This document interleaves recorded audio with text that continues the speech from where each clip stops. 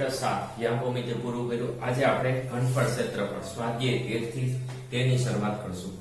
હવે સ્વાધ્યાય 13 ની અંદર આપણે 13.1 ની અંદર પહેલા આપણે ઉદાહરણની પહેલા હું સ્વાધ્યાય ચાલુ કરું છું, બરાબર। સ્વાધ્યાયની અંદર હવે આ જે સ્વાધ્યાય છે 13.1 તે સંયુક્ત પદાર્થ વિશે વધારે દાખલા છે, સંયુક્ત પદાર્થના છે। હવે સૌથી પહેલા સંયુક્ત પદાર્થ કોને કહેવાય? જ્યારે બે આકૃતિ ભેગી આવે તેને સંયુક્ત પદાર્થ કહેવાય। હવે બે આકૃતિ કેવી?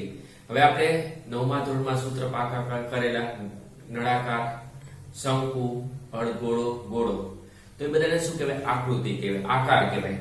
તો આ ચેપ્ટરની અંદર આપણે કોઈ પણ બે આકાર ભેગા હશે, જેમ કે નળાકાર અને અર્ધગોળો, નળાકાર અને શંકુ, તો આને જો ભેગા થાય, આવા બે આકાર ભેગા થાય ને તો તેને સંયુક્ત પદાર્થ કહેવાય। તો આ ચેપ્ટરની અંદર આપણે સંયુક્ત પદાર્થ વિશે દાખલા આપેલા હશે અને તેનું આપણે કુલ સપાટીનું ક્ષેત્રફળ શોધવાનું હશે। બીજી એક વસ્તુ શું છે કે આપણે 9મા ધોરણમાં વક્ર સપાટી અને કુલ સપાટીના બે પ્રકારના સૂત્ર આવતા। અહીંયા ભલે તમને કીધું કે કુલ સપાટીનું ક્ષેત્રફળ શોધો, પણ આપણે સૂત્ર તો વક્ર સપાટીના જ લેવાના રહેશે। તો ચાલો આપણે સૌથી પહેલા 13.1 નો બીજો દાખલો જોઈએ। હવે આપણે 13.1 ની અંદર બીજા દાખલામાં એવું આપેલું છે કે એક અર્ધગોળક પર નળાકાર બેસાડેલો છે। આની અંદર શું થશે?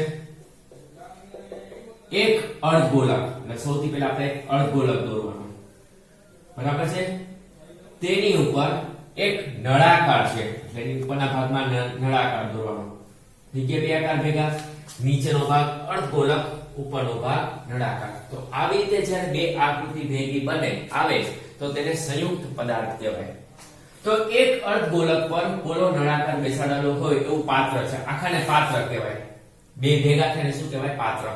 હવે અર્ધગોળકનો વ્યાસ, હવે આપણે પહેલા ડિટેલ્સ લખી નાખવાની, પહેલા અર્ધગોળક વિશે લખશું। તો અર્ધગોળક એનું આપણને વ્યાસ આપેલું છે। વ્યાસ કેટલું આપેલું છે? અર્ધગોળકનો વ્યાસ 14 સેમી છે, બરાબર છે।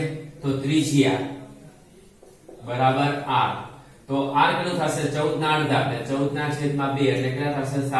7 થશે। હવે એ જ રીતે હવે બીજી એક વસ્તુ યાદ રાખો, આ જે સંયુક્ત પદાર્થમાં આપણને કોઈ પણ એક આકૃતિનો જે વ્યાસ આપેલો હોય એ જ વ્યાસ આપણે બીજા માટે લેવાનો। જેમ કે આપણને કીધું છે કે અર્ધગોળકનો વ્યાસ 14 છે, એટલે વ્યાસ ઉપર ત્રિજ્યા કેટલી મળી? 7 મળી। તો અર્ધગોળકની ત્રિજ્યા કેટલી થઈ? 7 થઈ ગઈ, બરાબર। તો જેટલી અર્ધગોળકની ત્રિજ્યા હોય એટલું જ બીજા વાળા આકૃતિ માટે લેવાનું। જેમ કે આ અર્ધગોળક સાથે બીજો કયો આકૃતિ છે? આકાર છે, નળાકાર છે। તો નળાકાર માટે પણ જે છે લખી નાખવાનું કે નળાકાર। તો અહીંયા જે તમે અર્ધગોળક માટે ત્રિજ્યા લ્યો છો એ જ ત્રિજ્યા કોના માટે લેવાની થશે? નળાકાર માટે। તો નળાકારની ત્રિજ્યા કેટલી થશે? 7 સેમી। સમજાણું? એટલે એક વસ્તુ યાદ રાખો, સંયુક્ત પદાર્થમાં હંમેશા ત્રિજ્યા જે કઈ બે આકૃતિ કે બે આકાર આવે હંમેશા બેની ત્રિજ્યા કેવી લેવાની રહેશે? સમાન લેવાની રહેશે। અહીંયા ત્રિજ્યા જો અર્ધગોળકની ત્રિજ્યા 7 છે તો એ ત્રિજ્યા આપણે કોની લેવાની રહેશે? નળાકારની લેવાની રહેશે, એમાં આપણને આપેલું હશે નહીં। હવે બીજી એક વસ્તુ, હવે આપણને કુલ ઊંચાઈ આપેલી છે। હવે કુલ ઊંચાઈ એટલે આખી ઊંચાઈ કેટલી આપેલી છે? 13 સેમી, બરાબર છે। આખી ઊંચાઈ, આમાં નળાકારની ઊંચાઈ આપેલી નથી, તો આપણે નળાકારની ઊંચાઈ ગોતવાની રહેશે। હવે આપણને કુલ ઊંચાઈ એટલે આ થયું, એમાં આપણને ખબર છે કે આ શું છે? ત્રિજ્યા છે। કોની ત્રિજ્યા છે? અર્ધગોળકની ત્રિજ્યા છે। અર્ધગોળક માટે જેટલી ત્રિજ્યા એટલી જ ઊંચાઈ કહેવાય। તો ગમે ત્યારે જો આપણને કુલ ઊંચાઈ આપેલી હોય ને, બરાબર છે, આ કુલ ઊંચાઈ 13 છે, એમાંથી આપણને આટલી ખબર છે કે આ અર્ધગોળકની ત્રિજ્યા કે ઊંચાઈ બે જે સરખા છે 7 છે, તો નળાકારની જો આપણે ઊંચાઈ ગોતવી હોય, નળાકારની ઊંચાઈ, તો શું કરવું પડે? કે કુલ ઊંચાઈમાંથી ત્રિજ્યાને શું કરવાનું? બાદ કરવાનું। કોની ત્રિજ્યાને બાદ કરવાનું? અર્ધગોળકની ત્રિજ્યાને બાદ કરવાનું। અને 13 માંથી 7 જાય તો શું બચે? 6 બચે। તો નળાકારની ઊંચાઈ કેટલી થશે? 6 થશે, બરાબર છે। એટલે ફરી એક વખત કહી દઉં, કે પહેલા લખી નાખો અર્ધગોળકની ડિટેલ્સ લખી નાખવાની, બાજુમાં નળાકાર માટે લખી નાખવાનું। હવે શું ગોતવાનું કીધું છે? પાત્રની સપાટીનું ક્ષેત્રફળ, તો લખી નાખવાનું કુલ સપાટીનું ક્ષેત્રફળ, બરાબર છે। હવે આપણામાં કેવી આકાર છે? એક તો નળાકાર છે, બીજું શું છે? અર્ધગોળક છે, તો લખવાનું નળાકારનું વક્ર સપાટીનું ક્ષેત્રફળ પ્લસ હવે આપણે કુલ ક્ષેત્રફળ ગોતવાનું છે. કુલ ક્ષેત્રફળ ગોતવું તો આ બે પહેલા આપણે નળાકારનું ક્ષેત્રફળ ગોતી, પછી અર્ધગોળકનું ગોતી અને પછી બેનો શું કરીએ સરવાળો કરવો પડે. તો આ બે વચ્ચે આપણે પ્લસ સાઇન મૂકવાની. તો પહેલા લખવાનું નળાકારની વક્ર સપાટીનું ક્ષેત્રફળ પ્લસ અર્ધગોળકની વક્ર સપાટીનું ક્ષેત્રફળ. યાદ રાખો વચ્ચે પહેલા લખવાનું નળાકારની વક્ર સપાટીનું ક્ષેત્રફળ પ્લસ અર્ધગોળકની વક્ર સપાટીનું ક્ષેત્રફળ. હવે આપણે સૂત્ર મૂકવાનું.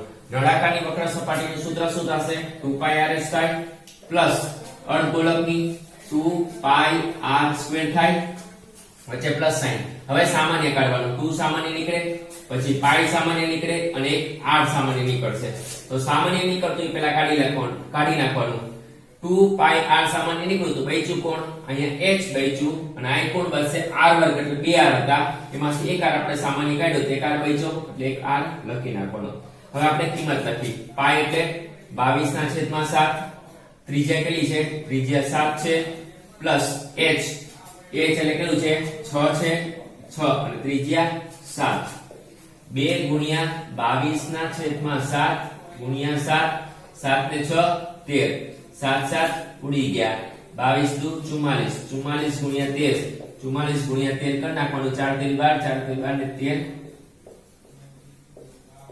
572 સેમીનો વર્ગ. તો આ સંયુક્ત પદાર્થ છે એનું વક્ર સપાટીનું ક્ષેત્રફળ કેટલું હશે? 572 સેમીનો વર્ગ. ફરી એક વખત કહી દઉં. એક અર્ધગોળક ઉપર નળાકાર બેસાડેલો છે એટલે નીચેનો ભાગ અર્ધગોળક, ઉપરનો ભાગ નળાકાર, બરાબર છે. વ્યાસ આપેલું છે, ત્રિજ્યા 7 થાય. જેટલી અર્ધગોળકની ત્રિજ્યા થાય એટલી ત્રિજ્યા કોની લેવાની? નળાકારની. તો લખવાનું નળાકારની ત્રિજ્યા બરાબર 7. હવે ઊંચાઈ નથી આપી, આપણને કુલ ઊંચાઈ આપી છે કે કુલ ઊંચાઈ 13 છે. તો નળાકારની ઊંચાઈ શોધવા માટે શું કરવાનું? 13 માંથી અર્ધગોળકની ત્રિજ્યા બાદ કરવાનો એટલે 13 માંથી 7 થાય તો 6. હવે કુલ સપાટીનું ક્ષેત્રફળ ઉપર જો સંયુક્ત પદાર્થનું, બરાબર છે, સંયુક્ત પદાર્થનું કુલ સપાટીનું ક્ષેત્રફળ બરાબર નળાકારની વક્ર સપાટીનું ક્ષેત્રફળ પ્લસ અર્ધગોળકની વક્ર સપાટીનું ક્ષેત્રફળ. બેના સૂત્ર લેવાના, સામાન્ય ફરજિયાત કાઢવાનું, પછી આપણે કિંમત મૂકીને દાખલો પૂરો કરવાનો, બરાબર. તો હવે આપણે ત્રીજો દાખલો જોઈએ. હવે આપણને ત્રીજા દાખલામાં શું આપેલું છે? એક અર્ધગોળક ઉપર શંકુ બેસાડેલું છે, એટલે નીચેનો ભાગ અર્ધગોળક છે, બરાબર છે. તેના ઉપર શંકુ બેસાડેલું છે. બે આકાર ભેગા થઈ ગયા. નીચેનો આકાર અર્ધગોળક, ઉપરનો આકાર શંકુ. હવે તમારે આવી રીતે દોરવાનું રહેશે. તમારા જરૂર નથી પણ તમને આઈડિયા આવશે કે આપણે કેવી રીતે શું રાખવાનું છે. હવે શું કહે છે? તે બંનેની ત્રિજ્યા 3.5 છે. એટલે બેની ત્રિજ્યા હંમેશા કેવી હોય? સરખી હોય. આ 3.5 ત્રિજ્યા અર્ધવર્તુળની અને આની પણ આમ બે જગ્યાએ લખી નાખવાનું, બરાબર છે. આ અર્ધગોળકની ત્રિજ્યા કે ઊંચાઈ જે ગણો હોય અને આ ત્રિજ્યા. આવી રીતે બે જગ્યાએ ત્રિજ્યા લખવું ફરજિયાત છે. હવે આપણે ડિટેલ્સ, પહેલા પૂરી ડિટેલ્સ લખવાની, હંમેશા અર્ધગોળક થી ચાલુ કરવાની. અર્ધગોળક માટે ત્રિજ્યા કેટલી આપેલી છે? ત્રિજ્યા r 3.5 સેમી. બીજું શું છે? શંકુ. તો લખવાનું શંકુ માટે ત્રિજ્યા. તો શંકુની ત્રિજ્યા કેટલી થશે? 3.5 થાય. હવે આની અંદર જો આપેલું છે કુલ ઊંચાઈ આપેલી છે, એટલે સમજી લેવાનું કુલ ઊંચાઈ એટલે આખી ઊંચાઈ ઉપરથી લઈ નીચે લગીની ઊંચાઈ કેટલી આપેલી છે? 15.5. પણ આપણે તો કોની ઊંચાઈ જોઈ? શંકુની ઊંચાઈ જોઈ. તો અહીં લખવાનું ઊંચાઈ બરાબર h. તો શું કરવું પડે? કુલ ઊંચાઈમાંથી ત્રિજ્યાને બાદ કરવું પડે. એટલે 15.5 માંથી 13.5 શું કરવાનું? બાદ કરો. તો જવાબ શું આવે? 12 આવે. ફરી એક વખત કહું છું, ગમે ત્યારે કુલ ઊંચાઈ આપી હોય, સંયુક્ત પદાર્થની કુલ ઊંચાઈ આપી હોય, કુલ ઊંચાઈ ઉપરથી ઊંચાઈ શોધવા માટે કુલ ઊંચાઈમાંથી કોને બાદ કરવાની? ત્રિજ્યાને બાદ કરી દેવાની. એટલે 15.5 માંથી 3.5 બાદ કરો તો કેટલી બચશે? 12 સેમી બચશે. હવે બીજી એક વસ્તુ, હવે આપણને શંકુનું ખબર છે કે વક્ર સપાટીનું સૂત્ર શું થાય? તો શંકુની વક્ર સપાટીનું સૂત્ર થાય પાઈ r l. શંકુ માટે h નકામું છે, તો આપણે શું કરવું પડશે? l ગોતવું પડશે. આપણે પાયથાગોરસ કહેતા. તો સૌથી પહેલા આપણે પાયથાગોરસ ને શું કરશું? l ગોતશું. તો પેલા l² બરાબર h² પ્લસ r². બરાબર છે? પાયથાગોરસ આપણે જે કહેતા.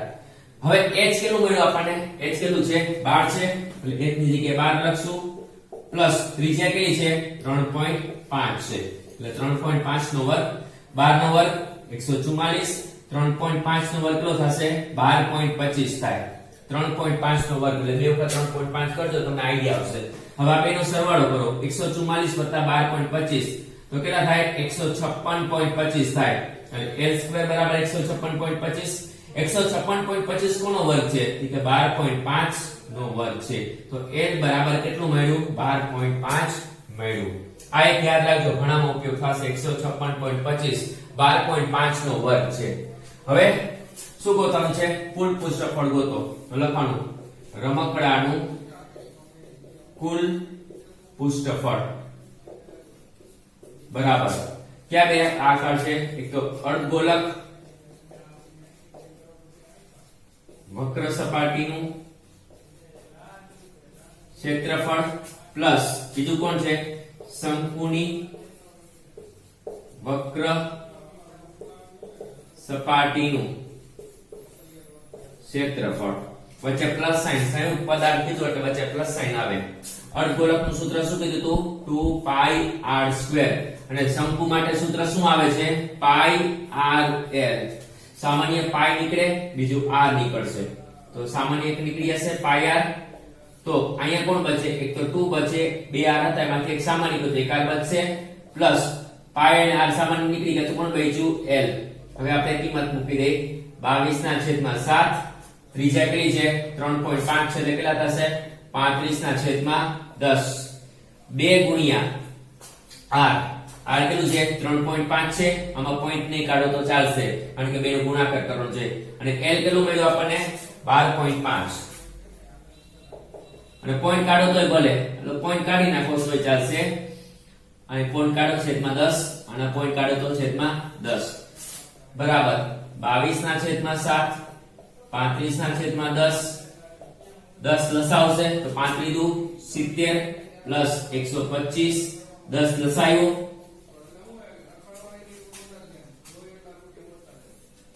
એટલે કેટલો આવ્યું?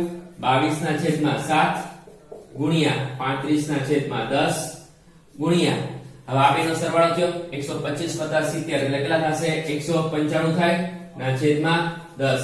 7 × 7 7 × 5 35 બરાબર. હવે છેદ ઉડાડવા, છેદ ઉડાડીએ. 5 × 5 5 દુ 10 2 11. હવે આપણે છેદ ઉડાડવો નથી. 195 ગુણ્યા 11 કરી નાખી. 5 9 1 5 9 1 કેટલો મળે જવાબ? 2145 ના છેદમાં 10. 5 14 11 2 10. હવે એક્સટર્નલ પોઈન્ટ આવશે એટલે 214.5 સેમીનો વર્ગ. બરાબર છે? તો આપણે બે દાખલા પૂરા કર્યા. બે દાખલા તમારે તમારી ફેરબુકમાં લખવાના રહેશે અને તમારે દાખલો જો થાય તો પેલો દાખલો તમે ઉદાહરણનો પેલો દાખલો ટ્રાય કરજો. આ જ રીતે આપણે ઉદાહરણ કરાવીશ પણ તોય તમે પેલો દાખલો ટ્રાય કરજો. વસ્તુ કોઈ જાતનો ફેરફાર નથી. ત્રિજ્યા આપેલી છે, કુલ ઊંચાઈ આપેલી છે. ત્રિજ્યા 3.5 આપેલી છે, સોરી વ્યાસ 3.5 આપેલું છે, કુલ ઊંચાઈ 5 છે. તો એ તમે ટ્રાય કરજો નહીંતર હું ઉદાહરણ પાછો પછીના પાર્ટમાં કરાવીશ. હવે ફેરબુકમાં એક વખત અને રફબુકમાં તમારે હોમવર્ક 3 વખત દાખલા ગણવાના રહેશે. બરાબર છે? દાખલો મહત્વનો છે, 4 માર્કનો દાખલો છે. તો તમારો દાખલો વ્યવસ્થિત પ્રેક્ટિસ કરવાનું રહેશે.